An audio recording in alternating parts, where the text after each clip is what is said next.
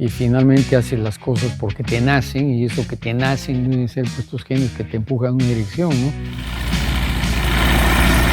50-50, no todo sale como tú quieres, ¿no? Los 4 bisabuelos de Gonzalo fueron empresarios importantes y reconocidos en la historia de Arequipa. Mejía no se puede escapar del desarrollo del resto del Perú. A Gonzalo le encantan los fierros como a mí, más si vuelan. Es ingeniero mecánico como yo. En fin, la vida es una cosa que te sucede mientras tú planeas otra.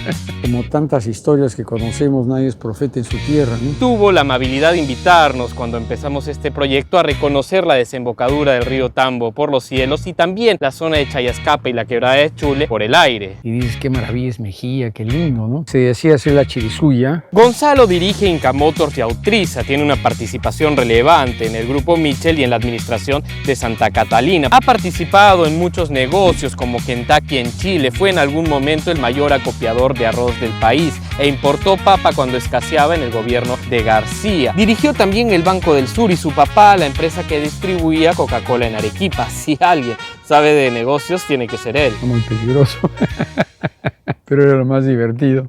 Mira, yo creo que eso del riesgo es también genético, ¿no? O sea, te empuja, ¿no? O sea, es la necesidad de a ver si lo logras, a ver si vences el desafío. Y sí, ahora que hay estas maravillas de que te toman el ADN y te da pistas sobre tu carácter, ¿no? Entonces, una de las cosas que leí ahí era una especie de velocímetro, qué tan proclive yo era al riesgo, y me marcaba pues al máximo, ¿no? Y lo que me llamó la atención es que a mis hijos también les salió igual, entonces parece que eso no naces pues en la sangre, ¿qué vas a hacer?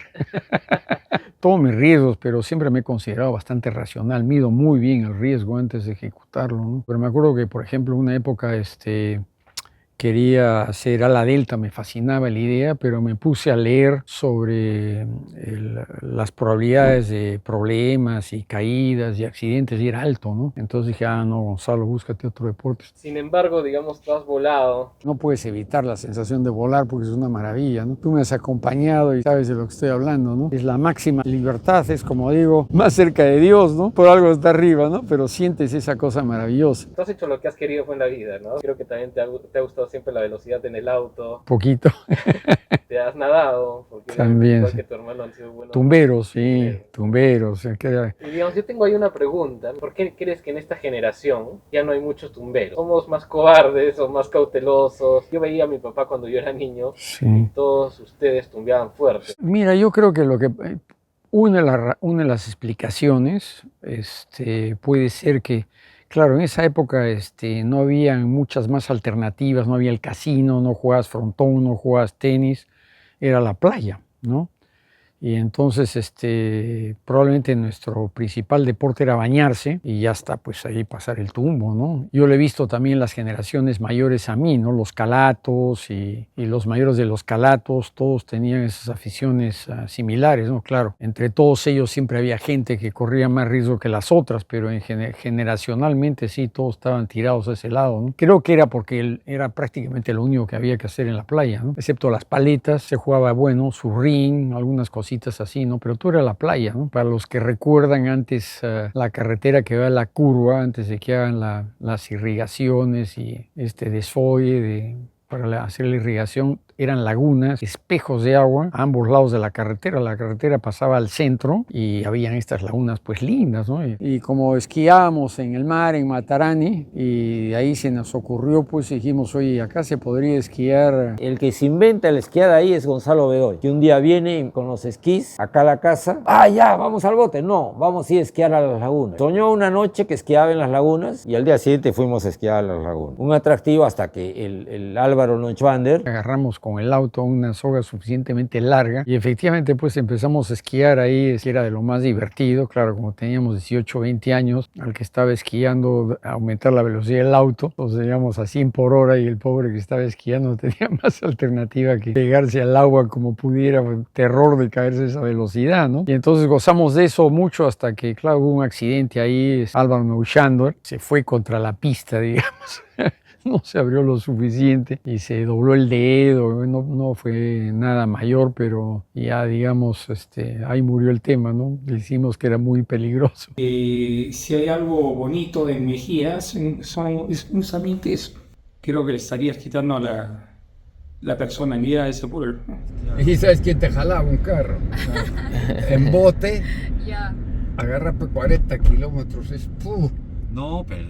Y acá te corrían a 70, 80. Pues el famoso canal que tú dices arriba, ¿no? Nos subíamos una colchoneta y nos dejamos arrastrar por el agua, pues kilómetros de kilómetros, pasando túneles, ¿no? Tendríamos 10, 12 años para ese entonces, era de lo más divertido. Sí, claro, hay todos estos, los canales de irrigación que bajan para irrigar las chacras y entonces dejan este limus en el fondo que es sumamente resbaloso, ¿no? Era una pista de patinaje de lo más entretenida, hasta que claro, también el deporte murió porque creo que Alex Jenkins ahí terminó con un corte enorme en la rodilla y se prohibió el deporte, ¿no? Como una fuente de amistad de los amigos que hemos hecho para toda la vida, ¿no? Claro, a los años regresas a Mejía y todas estas emociones pues inconscientemente las tienes. Sí, bueno, la verdad que he terminado cayendo en cuenta de mis bisabuelos, que los conocía por acá y por allá, pero gracias a ustedes, a los historiadores, ¿no? Que han estado escarbando esa parte de la historia y me ha hecho caer en razón de quiénes eran mis bisabuelos, ¿no? Mariano Bedoya vivió la transición entre el puerto de Islay y el de Mollendo con la inauguración del ferrocarril. Comerciante en varios rubros, vendió como ejemplo las maderas para casas del balneario de Mejía en formación, lo que rompe el mito de haber sido adquiridas de catálogos. De quien más he aprendido es a través tuyo por todos tus descubrimientos acá de la zona, ¿no? Este tema del puerto de Islay, ¿no? Que probablemente un puerto muy modesto, ¿no? Miguel Forga tuvo la fábrica de tejidos El Guayco, su hijo construyó la casa o mansión de Verano Forga, ícono ineludible de la ciudad de Mollendo que la familia pudo conservar menos de 7 años, memoria de que no siempre sale bien gastar más de lo que se proyecta tener. Pioneros de la industria en Arequipa, se llama la niña Forga, un catalán, que no sé hasta ahora cómo se animó a venir al Perú, hizo todo lo que hizo. Saqueo Stafford, nieto de agricultores, fue parte del clan comercial más grande de acopio de lanas y fibras de su tiempo. Familias como Ricketts, Roberts, Barclay y Zimmerman trabajaron en el Stafford antes de independizarse. Mitchell comenzó siendo su agente comercial en Ayaviri y Sicuani, ejemplo local de que los de abajo crecen y los de arriba se diluyen. Es cíclico. Tú me pusiste en contacto también con nuestro amigo Roger Sánchez, que estaba haciendo su tesis sobre la familia Stafford y un día se me aparece y me dice, oye, ¿qué pasó con esta familia? Que era probablemente una de las familias más importantes de Arequipa. Y ahora casi no se sabe nada de ellos, ¿no? Seguramente de haber tenido también propiedades y mundo comercial y qué sé yo en Mollendo, ¿no? Dora Stafford, que era una bióloga famosa, que era hermana de mi abuelo, a explorar las lomas. Yo le he conocido después porque iba a visitar Inglaterra. Mi abuelo era inglés, incluso mi mamá que la mandaron interno a un colegio en Inglaterra. Mi mamá también escuché que cuando era joven era buena en el trampolín, ¿no? La entrenaban a hacer saltos ornamentales, ¿no? Y yo me acuerdo cuando tenía 3, 4 años que han venido a visitarla mi mamá, ¿no? Que no podían decir la palabra Gonzalo, me decían, te vamos a llamar John. Enrique W. Gibson fue probablemente el empresario más consolidado de todos los tiempos en Arequipa. Ese sí lo he seguido un poco más de cerca, pero parece que era también todo un personaje, estaba metido en Dios sabe cuántos negocios, ¿no? Sí, también tenía negocios en Mollendo, estaba metido en todo. Enrique ha sido probablemente uno de los dueños del sur del Perú, ¿no? Porque tenían como 300.000 hectáreas de tierras, tenía representante como 18 farmacéuticas, una analogía, ¿no? Acostumbrado a jugar en Inglaterra en primera división, viene al Perú y entra por Melgar y se convierte pues, en el crack de los cracks, ¿no? Era el concesionario, digamos, de todo el petróleo en el sur del Perú, tenía minas, tenía bancos. Los 4 apellidos convergen en Gonzalo, y si usted no tiene sabolengo, no se crea la última duna del desierto de La Joya, tampoco la última empanada del verano, ni la única del invierno. Y sea como él, trabaje duro, haga crecer lo que recibió, lea, pregunte, piense por sí, haga deporte, conserve amigos, haga nuevos, quiera su tierra, y si le queda tiempo, sea humilde dentro de lo posible. No he conocido a ningún abuelo. Sí, no he conocido a ningún abuelo. Ninguno, no, la verdad que no, qué pena. El último en morir es el señor Stafford, que justo murió el año que yo nací, ¿no? El señor Bedoya había muerto como 10 años antes. A mi abuela Gibson sí. Mi papá tenía para los que lo han conocido, tenía una personalidad muy fuerte, mucha personalidad. Él nada lo torcía, ¿no? Él hacía lo que él creía, pasara lo que pasara, y si algo le parecía mal, pegaba de gritos, y sabía que al aplaudir aplaudía independientemente de dónde estaba y quién era, ¿no? Mis amigos me tomaban el pelo porque me decían, tu papá nunca ingresa a una casa, la invade, me decían, ¿no? Porque inmediatamente entraba Eddie Bedoya, ya todo el mundo, Eddie para arriba, Eddie para abajo. Parece que cambiaba el ambiente en la reunión. Acá en Mejía, digamos, él estuvo en el proyecto de la Chirisuya, ¿no es cierto? Sí, sí. Fue uno de los promotores de la Chirisuya porque era una persona con mucha energía y mucho entusiasmo. Era como el alcalde mayor de la Chirisuya, ¿no? Le han puesto una placa ahí que dice justo a nuestro alcalde mayor, ¿no? Johnny Solazábal, sí, Simón Solazábal Urquiaga. Bueno, ellos fueron los que construyeron la Chirisuya, Miramar de Santa María, como se llama oficialmente. Estaba Enrico Lazábal, ¿no? Que era uno de los dueños. El ingeniero de campo fue Eduardo Bedoya, ¿no? Fue revisando todas las obras, que en paz descanse, acaba de morir el año pasado. Eduardo Bedoya Forga es sobrino de mi papá, primo hermano mío. En el archivo regional existe este plano de 1953 del arquitecto Alfredo Sarmiento, con un diseño para uso inmobiliario y hotelero con casino incluido, cuyo concepto fue modificado a la urbanización que hoy conocemos. Se decía hacer la Chirisuya, imagino que era el desarrollo natural de Mejía, porque está el pueblo, después la zona de la carretera, que había sido ya ocupada por los Bustamante, los Olivares, ¿no? Imagino que el siguiente terreno libre era la Chirisuya y pertenecía al señor Pedro Pedías, el de la famosa peletería, los cueros en Arequipa, ¿no? Que era una de las industrias más importantes de Arequipa. Se le compran el terreno, una de las condiciones es que él se queda con un terreno, ¿no? Y nunca vino a vivir a la Chirisuya, nunca tuvo hijos, se casó 2 veces y es una lástima, es una casita linda que está prácticamente abandonada porque son todos los parientes de las 2 esposas y ahí quedó, ¿no? Llevaba a sus empleados en tren a acampar en Mollendo, ¿sabías eso? No tenía idea, tenía idea. Un gran empresario, creo que un gran motor, es una gran industria en Arequipa, ¿no? Pedro Pedías era un baluarte. Si nos puedes contar un poquito de eso, o sea, ¿cómo llegan los autos a Arequipa? Originalmente venían en cajas, ¿no? O sea... ¿Como la de ahí? CDK, sí, como esto grande y digamos, todas las piezas ahí, pero con un mecano había que construirlos, ensamblarlos, ¿no? Literalmente ensamblarlos, se llamaban los paquetes CDK, ¿no? Y venía ahí un camión desarmado y como un niño con su juguete, las llantas por acá, el chasis por allá, la cabina por el otro lado y había que poner todo junto, ¿no? Y de esto no estamos hablando tantos años atrás, el año 50, 53, así venían, ¿no? Alguien se animó a decir, en la época colonial, justamente del puerto de Chule a Arequipa, llegaban en carretas. Yo pienso que no, además no hay documento que lo demuestre, porque pasar por estas lomas... Bravísimo, o sea, si nosotros que vamos ahí a las lomas en bicicleta y qué sé yo, tiramos cuadras, imagínate tú lo que será una carreta imposible, además hay unas pendientes que no la haces pues con una carreta tirada por un animal, ¿no? No la haces. Todas estas historias de dónde estaba el famoso puerto y qué sé yo, entonces incluso conversando contigo tratamos de extrapolar un poquito desde cuando era chico y las fotos de, qué sé yo, del año 50 y lo que pasa es que como nosotros los seres humanos vivimos, pues, qué sé yo, pues a todo dar 100 años, ¿no es cierto? Todas nuestras deducciones y toda nuestra mentalidad gira sobre nuestra experiencia personal, pues, pero 100 años geológicamente después nada de nada, ¿no? Tenemos esta tendencia nosotros que queremos cuadrar toda nuestra efímera existencia, ¿no? Y a veces pues no cuadra, ¿no?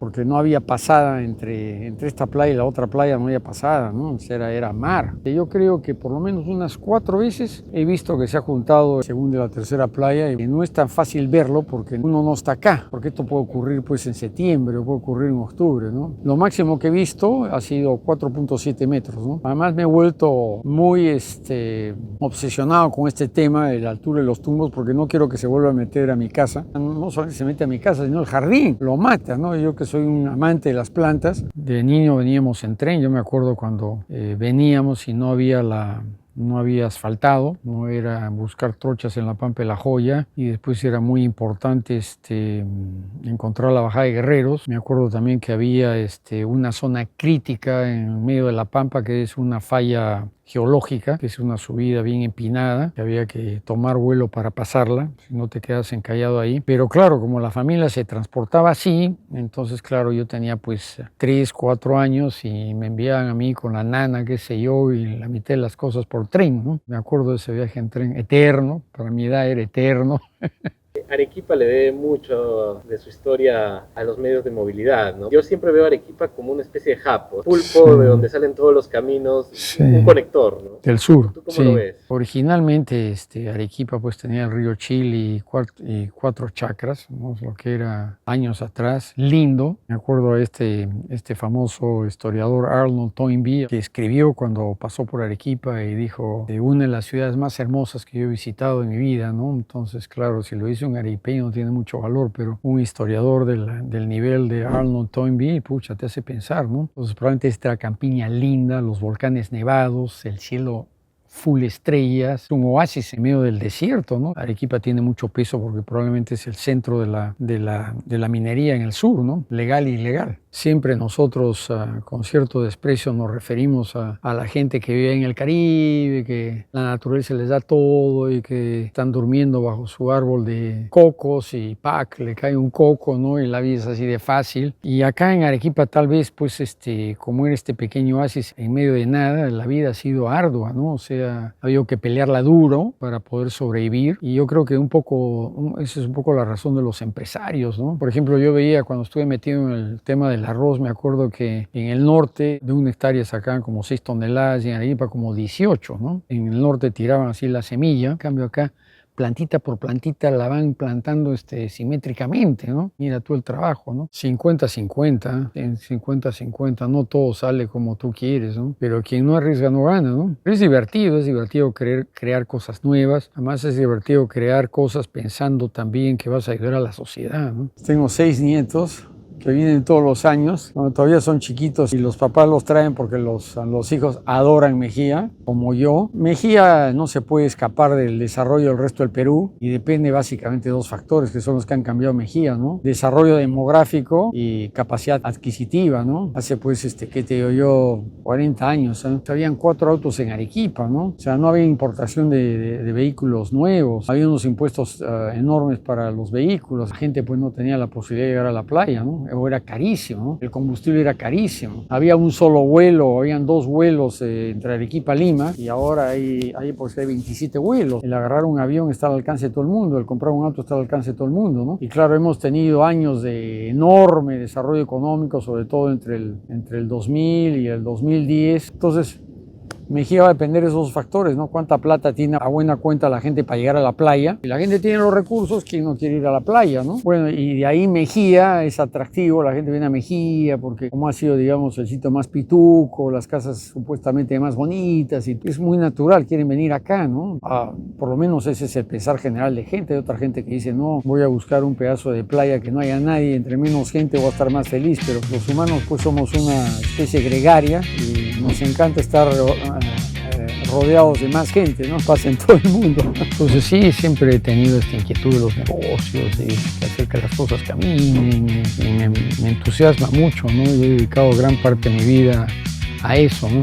Que me hubiera gustado, entre paréntesis, destinar más tiempo a ayudar al país y no tanto a los negocios. No es infraestructura, pues no es Asia, no es en esa época Cancún, nada que ver, ¿no? El ambiente sobre todo, ¿no? Que es difícil mantener esa cosa entre amigos, ¿no? Cohesión, ¿no? Que cuando es el grupo demasiado grande, pues ya pierdes. Esto es natural, ¿no? No puedes evitar y es la vida, ¿no? Tú ve lo que pues ya sabes que lo hago por ayudarte en tu proyecto, ¿no? Gracias por eso y aparte de que siempre es un placer conversar contigo. Sí, siempre es de lo más divertido y encantado. Podríamos estar horas con Gonzalo conversando de diversos temas. A él también le gusta esto de explorar en el pasado y de proyectarse al futuro, sobre todo si tiene que ver con Arequipa y su litoral.